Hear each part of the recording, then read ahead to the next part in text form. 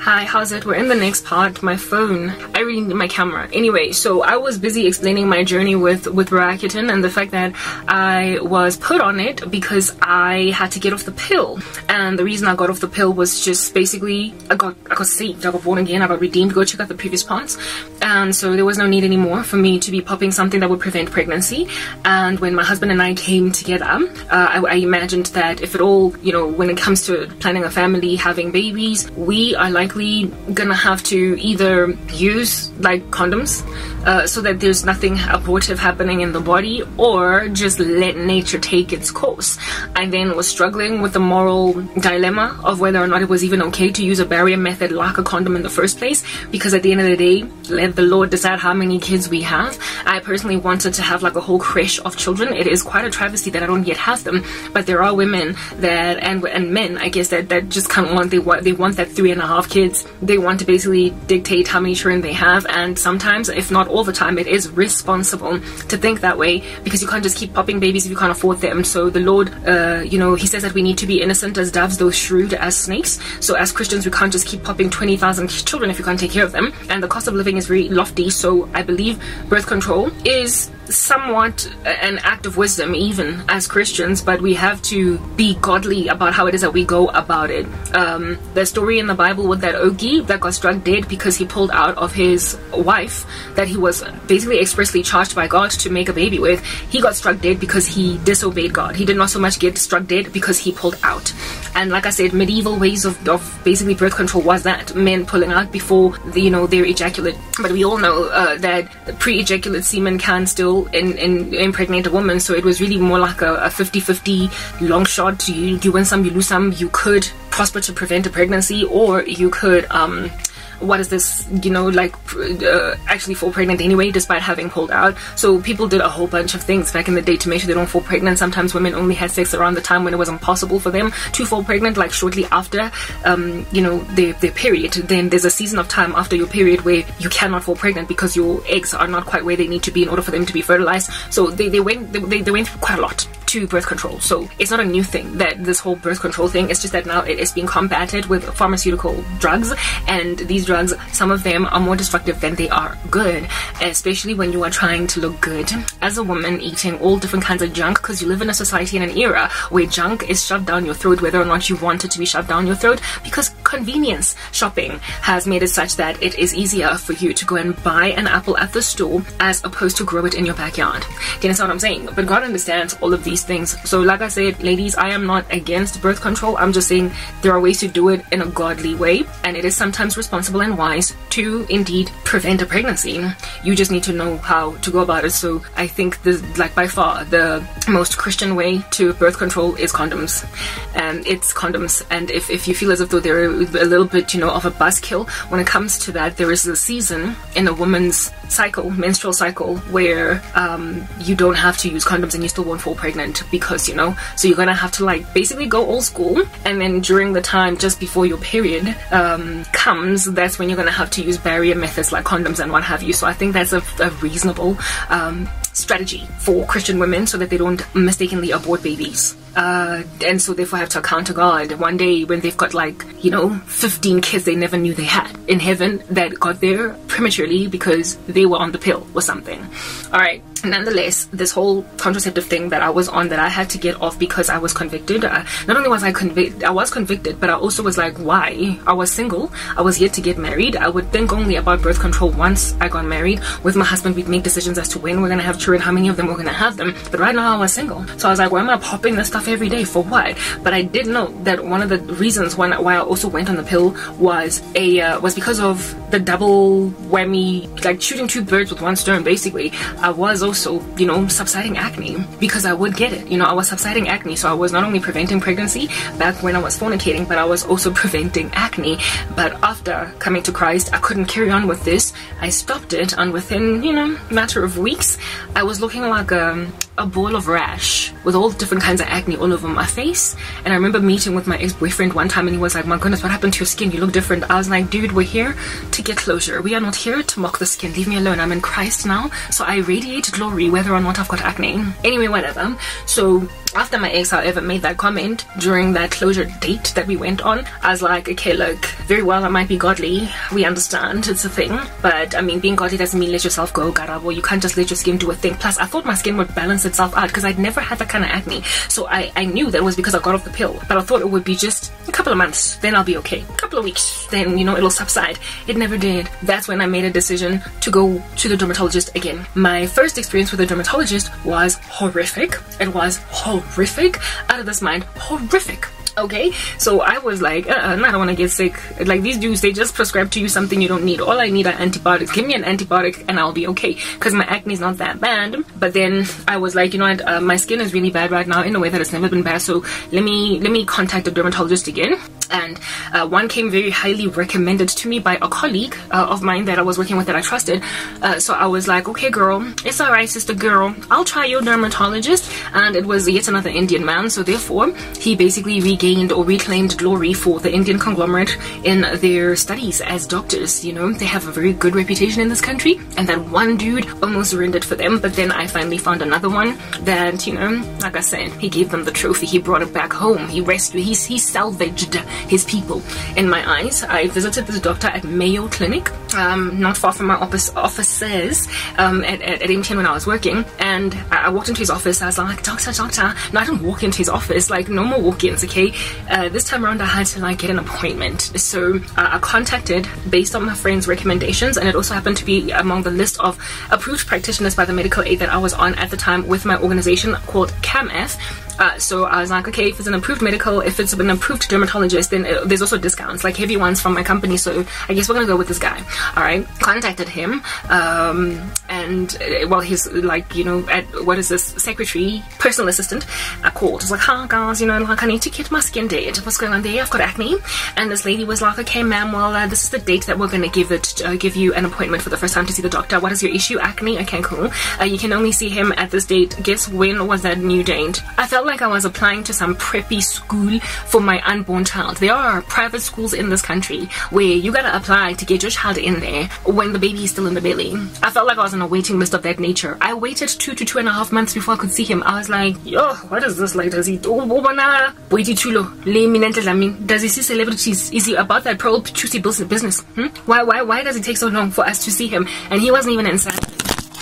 Okay, there we go with my phone falling apart again.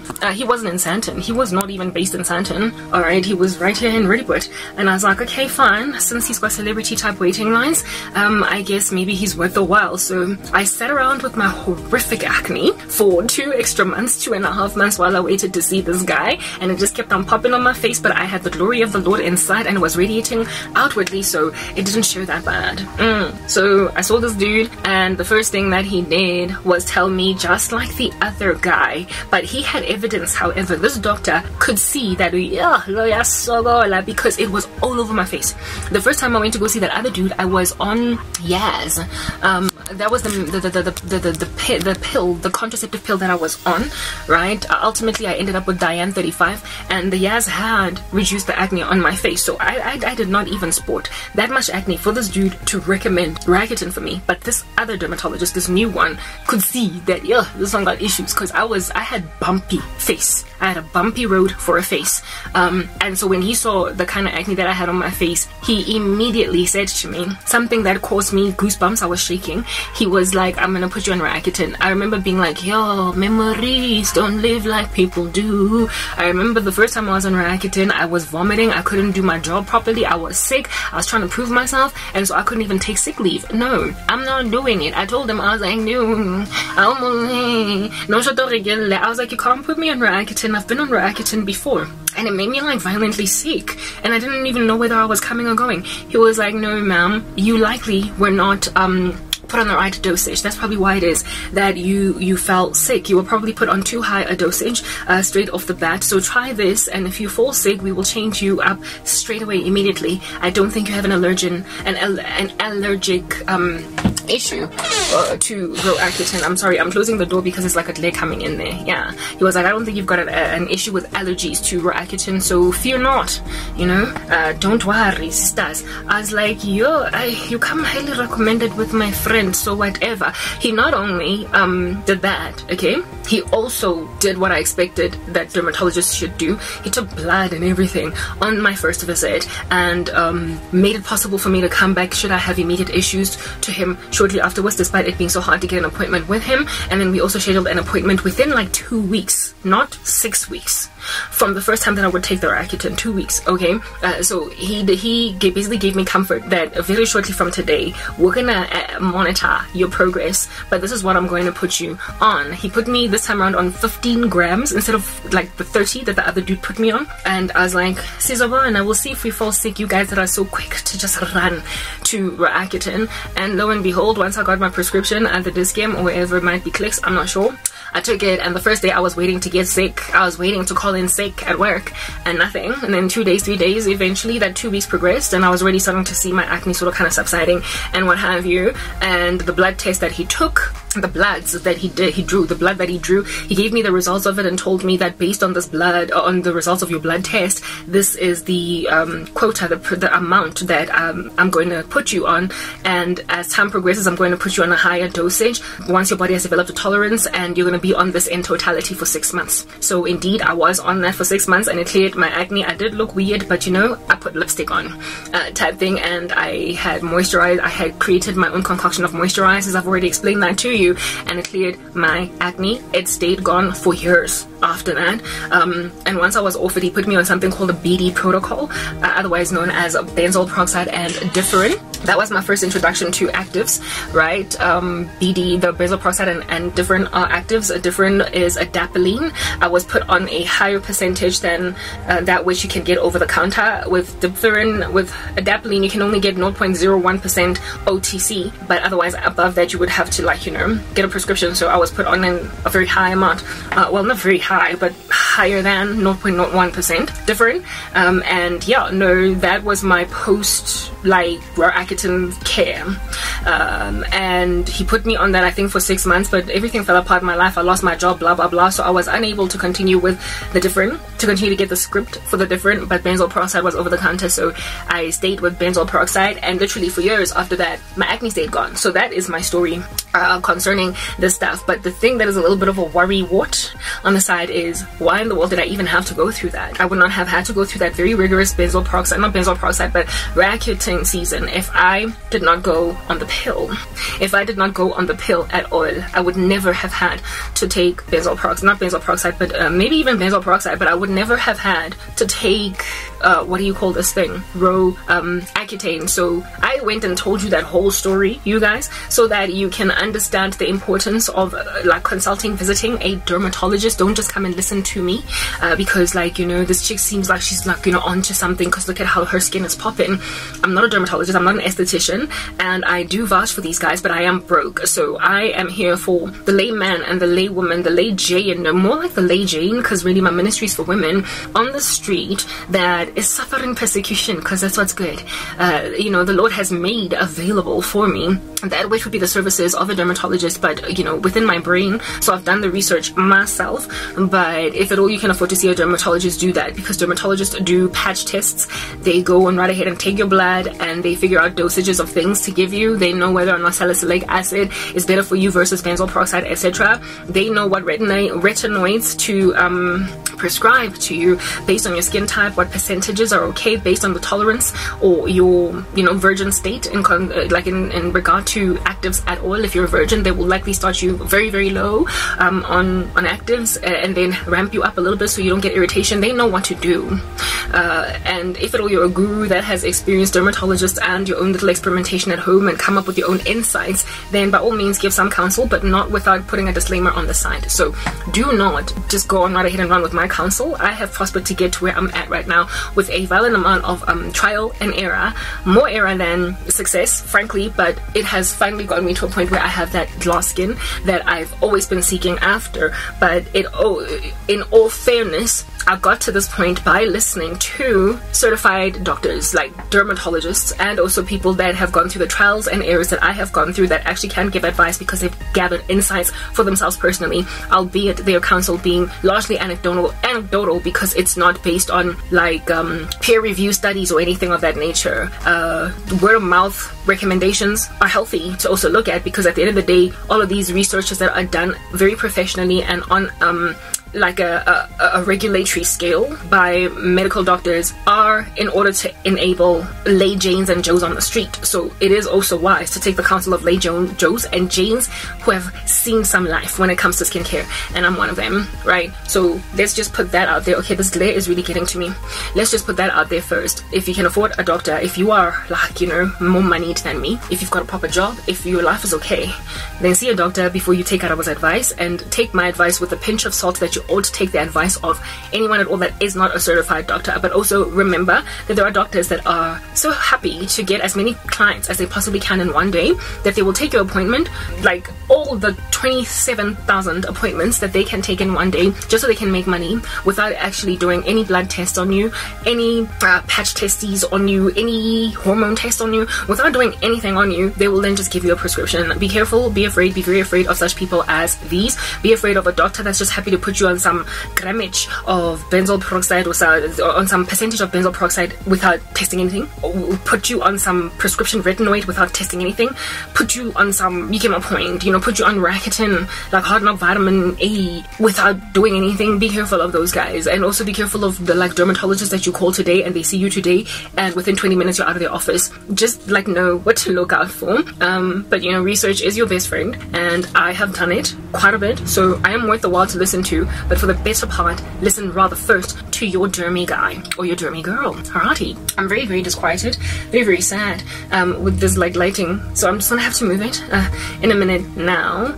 Now that I have gone on to give you that whole laborious explanation of my history, my backstory with dermatology, I am proud to announce that I am officially hallelujah, let's do a victory dance. Yeah, let's do a victory dance. I am officially drug free, guys. I'm officially pill free, medicine free when it comes to skincare, and that for me is the baddest and bombest thing ever. I have always wanted good clear skin that's popping, but in order to achieve anything close to it, I've always had to pop some kind of pill, be it the contraceptive or Rakitin, and I am now officially 100% topical when it comes to skincare because I have been taking care of my skin from the inside out with food. Alright, so to be 100% pill free is to be successful, is to be cleared, it is to be rescued from whatever it is that the pharmaceuticals industry is doing to human beings for the sake of profit. Things they can cure, they're not curing, they're treating. Things that they can basically eradicate, they're not eradicating because they want you to be reliant on them. They get you on the contraceptive pill so that you cannot have babies, and then once you want to have a baby, they then take you off it, but then you get a new issue, and then they prescribe something else to you that is not so bad for the baby.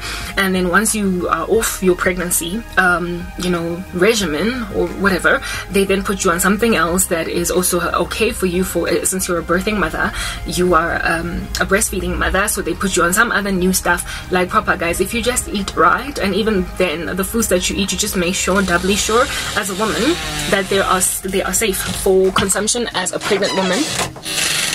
Then on that day you get to maintain the health of your body internally.